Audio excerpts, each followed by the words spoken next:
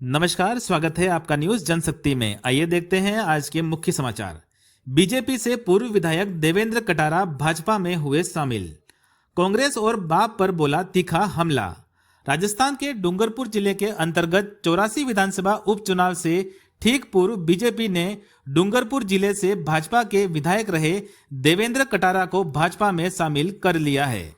भाजपा में शामिल होने के बाद न्यूज जनशक्ति पर दिए गए बयान पर उन्होंने अपने भाजपा के पिछले कार्यकाल को याद करते हुए भाजपा की उपलब्धियों को भी गिनाया। कमल कांग्रेस के नाम पर हमला बोलने वाली भारत आदिवासी पार्टी पर देवेंद्र कटारा ने जोरदार तरीके से हमला बोलते हुए कहा कि आदिवासियों के लिए कुछ भी विकास नहीं करने वाली पार्टी के साथ भारत आदिवासी पार्टी ने हाथ मिलाया और 5 साल तक सत्ता का लाभ उठाया। वहीं लोकसभा चुनाव में कांग्रेस ने भारत आदिवासी पार्टी को साथ दिया, इसलिए कांग्रेस और भारत आदिवासी पार्टी एक ही हैं। 5वीं अनुसूची, पेशा कानून जैसे मुद्दों पर भारत आदिवासी पार्टी पर जमकर बरसे पूर्व विधायक देवेंद्र कटारा। उन्होंने कहा कि जो विकास भारतीय जनता पार्टी की सरकार ने आदिवासियों के लिए किया है, वह विकास कांग्रेस ने 50 साल में नहीं किया। 2008 से लगाकर 2018 तक बीजेपी में रहे एवं वर्तमान में 6 साल बाद एक बार फिर से बीजेपी का दामन थाम लिया है।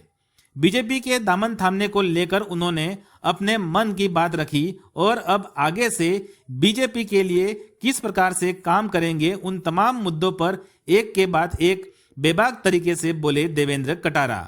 देखें आखिर क्या कहा देवेंद्र कटारा ने न्यूज जनशक्ति पर दिए गए एक इंटरव्यू में।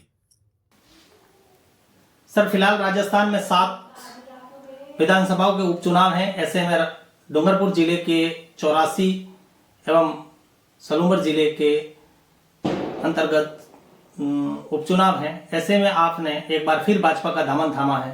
ऐसा क्या कारण रहा कि आपने वापस भाजपा का दामन थामा? उसको लेकर देखिए, सबसे पहले तो मैं न्यूज़ 24 और जनशक्ति दोनों चैनलों को मेरी तरफ से बहुत बहुत शुभकामनाएं और आपको बहुत बहुत धन्यवाद कि आप मुझे यहाँ पर मेरा इंटरव्यू लेने के लिए आप आए हैं। मैं सबसे पहले नववर्ष की हार्दिक शुभकामनाएं देता हूँ तमाम या इस क्षेत्र के लोगों को और जो भी आपके चैनल के सब्सक्राइबर हैं उन सबको। सबसे पहले तो भाजपा मैं 2008 से लेकर के 2018 तक बीजेपी का रहा और लगातार हम बीजेपी के विचारों से हैं, लेकिन हमारी कुछ आपसी मनमुटाव थी। इस वजह से हमने बीजेपी को छोड़ा था और वापस हमारी बीजेपी में घर वापसी हुई है। और बीजेपी का होने के पीछे कारण यही है कि भारत का संविधान 1950 में लागू हुआ 26 जनवरी को। तब से लेकर के संविधान की मूल भावना है, इसके अनुरूप कांग्रेस ने कोई काम नहीं किया था। इस वजह से हमने बीजेपी को ज्वाइन किया था और 1995 में संविधान की 5वीं अनुसूची के तहत इस क्षेत्र के लोगों को 45% आरक्षण भगत सिंह जी शेखावत ने दिया था। दूसरा, 1996 में पैसा कानून लागू कर इस क्षेत्र के तमाम जितने भी आदिवासी भाई हैं इनको राजनीतिक सहभागिता दी। तो इन सभी चीज़ों से मैं प्रभावित था, आज भी हूँ।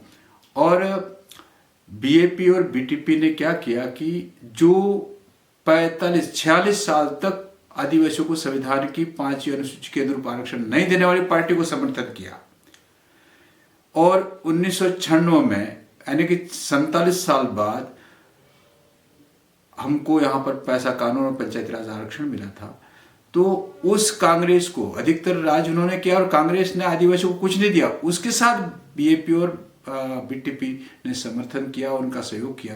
तो हम उसके खिलाफ में हैं और बीजेपी के साथ में इस कारण से। और आज भी हम जो क्षेत्र में जितना भी जो फायदा हुआ है वो बीजेपी ने कराया, इसलिए हम बीजेपी के साथ में। भारत आदिवासी पार्टी यह आरोप लगाती है कि 5वीं अनुसूची के बीजेपी खिलाफ है। इसको लेकर आप क्या कहना चाहेंगे? देखिए, 5वीं अनुसूची संविधान में 1950 से लिख रखी है, लेकिन धरातल पे 5वीं अनुसूची 1996 में और 1995 में आई।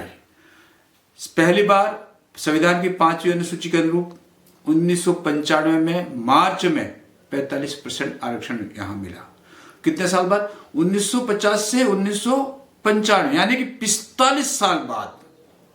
तो 45 साल तक सबसे ज्यादा राज किसने किया था? कांग्रेस ने किया था। कांग्रेस ने कभी भी आदिवासियों की जो मूल भावना है, मूल सुविधाएं है, जो 5 अनुसूची वो दी नहीं। और बीएपी ने भी इनका समर्थन किया, कांग्रेस का। आप देख रहे हैं 2018 से लेकर के 2024 तक उन्होंने कांग्रेस की में सहबे कहते भाई, जिन्होंने कांग्रेस आदिवासियों को कुछ नहीं दिया। तो ये अधिसूचना और आपको पैसा कानून 1996 में भैरव सिंह जी ने लागू किया। तो संविधान की 5 अनुसूची और पैसा कानून तो भाजपा ने लागू किया है, कांग्रेस और बीएपी ने तो किया नहीं है। और कांग्रेस और बीएपी को अगर कांग्रेस को देना ही था तो 1950 में दे देती। सबसे ज्यादा आदिवासियों का इस क्षेत्र का नुकसान किया है 47 साल तक, 45 साल तक, 46 साल तक अगर नुकसान किया है तो कांग्रेस ने किया है। इसलिए यहाँ कांग्रेस आदिवासी क्षेत्र का विकास नहीं होता। और 95 के बाद से ही इस क्षेत्र का रोडें, स्कूल, कॉलेज, सारी सुविधाएं सबसे ज्यादा पनपी है, तो 95 के बाद पनपी है।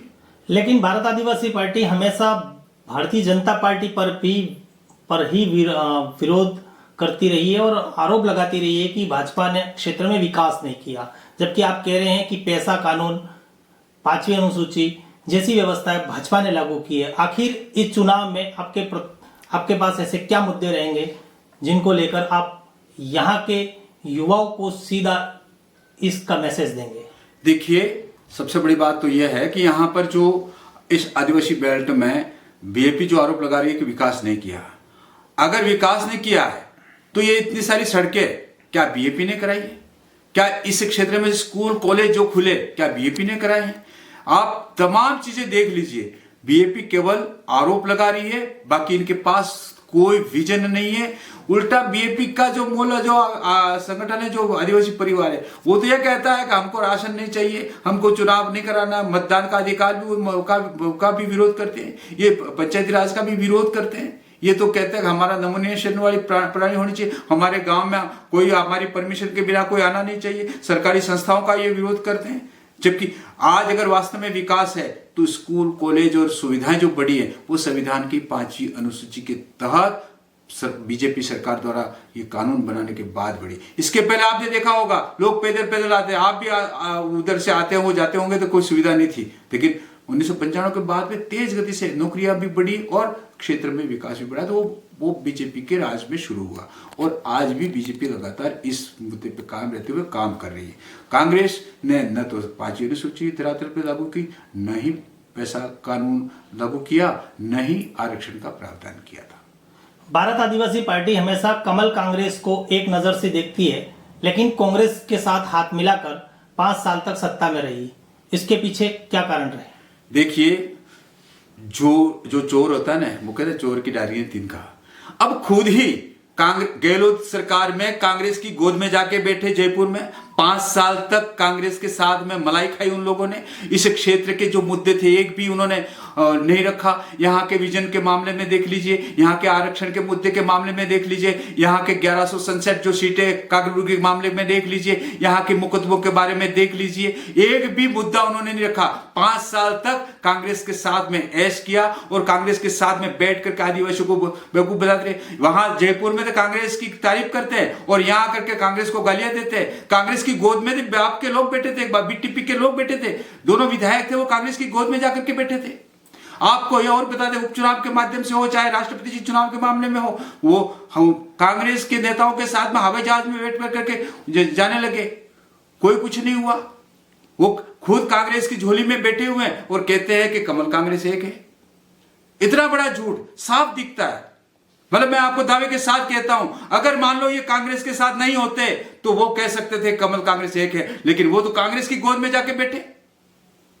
पूरा हिसाब किताब उठा करके देख लीजिए। मैं नहीं कह रहा हूं, उनके नेता बोल रहे। और तो और कमल कांग्रेस की बात करते हैं, यहां कांग्रेस ने बीएपी को समर्थन किया। अगर बीएपी और कांग्रेस एक नहीं होते तो फिर क्या अपन नहीं समझ सकते हैं इस बात को? लोकसभा चुनाव में भी कांग्रेस ने बाप को समर्थन किया। ऐसे में आप क्या कहना चाहेंगे? देखिए, कांग्रेस ने इनको बीएपी को समर्थन किया, क्यों किया वो कांग्रेस ही बता सकती है। लेकिन मैं ये कह सकता हूं कि ये बीएपी को कांग्रेस ने समर्थन किया, इसका मतलब कांग्रेस और बीएपी एक ही है। और कांग्रेस ने 1950 से लेकर के आदिवासियों का बिल्कुल ढर्रा खराब कर दिया, कोई रोजगार के अवसर पैदा नहीं किए, कोई सुविधा नहीं। जो आदिवासियों का सबसे विरोधी पार्टी, आदिवासी विकास में बाधक पार्टी कांग्रेस है, उस कांग्रेस की गोद में जाकर के बैठते हैं और विकास करने का वालों का विरोध करते हैं। तो मैं समझता हूं पूरी तरह से इस राजस्थान में आदिवासियों को अगर कोई बेड़ा गर्क कराने का काम, आपको और क्या बता सकते हैं। आप देखिए, जो आदिवासी परिवार आज छोटे छोटे बच्चों को, युवाओं को, बुजुर्गों को शराब पिलाने की कसम खिलाता है। आज कौन ऐसी महिला है जो अपना पति शराबी बने? आज कौन ऐसा मां बाप है जो अपने बच्चे शराबी बने? आज कौन व्यक्ति ऐसा है कि वो शराब पी करके अपना घर बर्बाद करना चाहे? ये आपने इसके सोशल मीडिया पे वीडियो देखे होंगे। यही बीएपी आदिवासियों को बर्बाद करना चाहती है। वो शराब पीने के लिए शपथ दिला रहे कि हम शराब पिएंगे। ये कौन कहता है? बीएपी। और बीएपी के समर्थित संगठन शपथ दिला रहे। बीएपी ने इसका विरोध नहीं किया। और तो और जितने भी ये गोविंद गुरु महाराज का मामला हो या संत सुरमाल का मामला हो या मावजी महाराज का मामला हो, ये देवरों की बात करते हैं। आज भक्त लोग शराबबंदी का मामला कहते हैं। संत सुरमाल दास हो चाहे गोविंद गुरु हो, उन्होंने शराब का विरोध किया, शराब पीने से को छुड़वाई लोगों से। आज वही लोग अपने आप में उनके अनुयायी मानते, वो कहते हैं शराब पियो।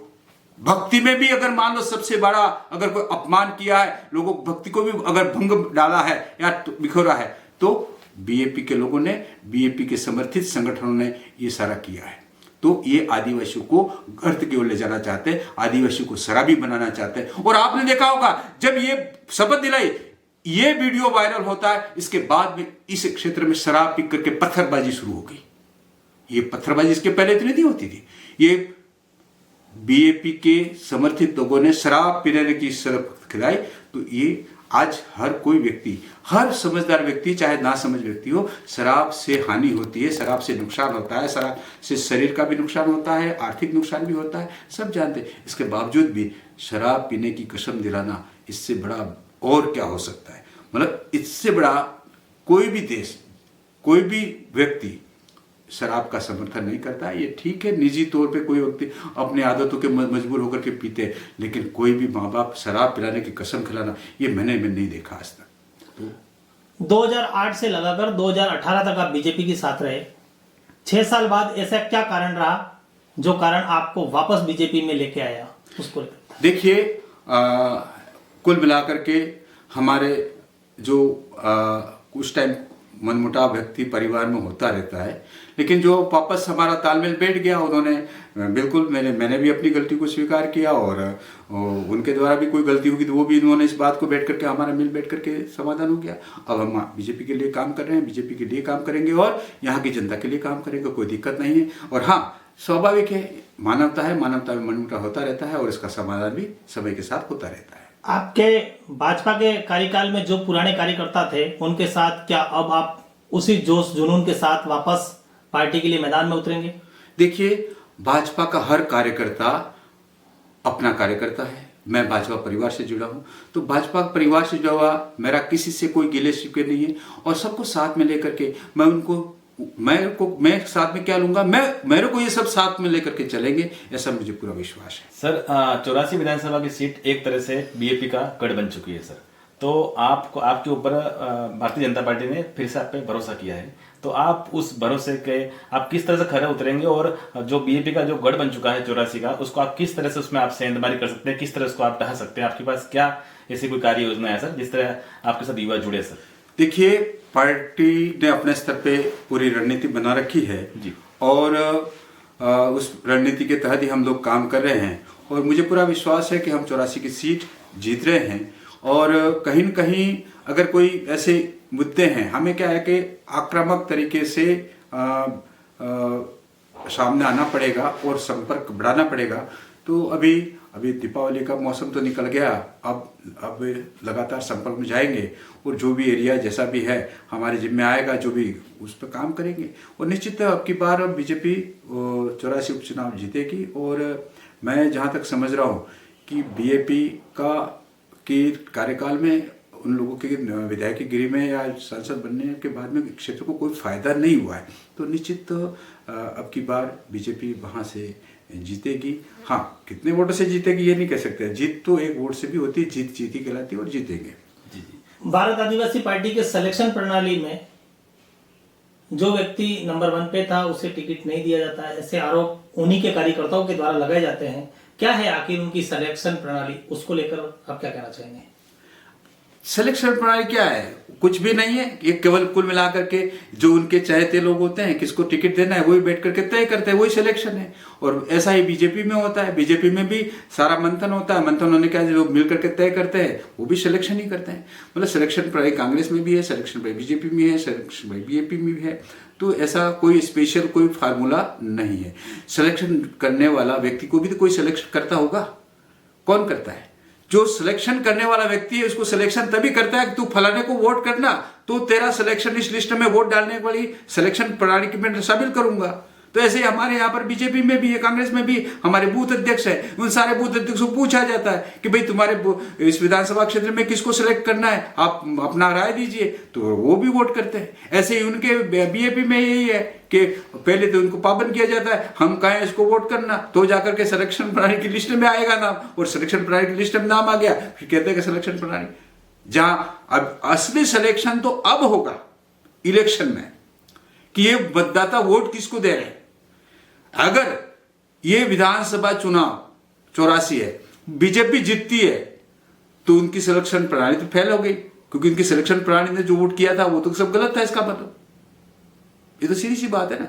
तो सिलेक्शन प्रणाली नाम मात्र की है, बेवकूफ बनाने का तरीका है लोगों को कि हमने एक व्यक्ति ने गांव वाले ने जाकर के कह दिया। क्या गांव में कभी हर गांव का अपना सिलेक्शन प्रणाली के तहत उसका वोट हुआ था? नहीं हुआ था। हर गांव की मीटिंग में फैसला होता कि भाई इस गांव से उस उम्मीदवार के पक्ष में इतने वोट गए, ऐसा होता है तो समझ में आता।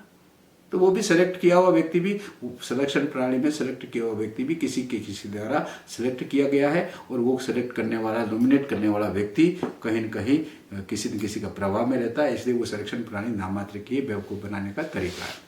धन्यवाद सर, आपने न्यूज जनशक्ति न्यूज एवं न्यूज 24 पब्लिक लाइव पर आपने बात की, बहुत बहुत धन्यवाद।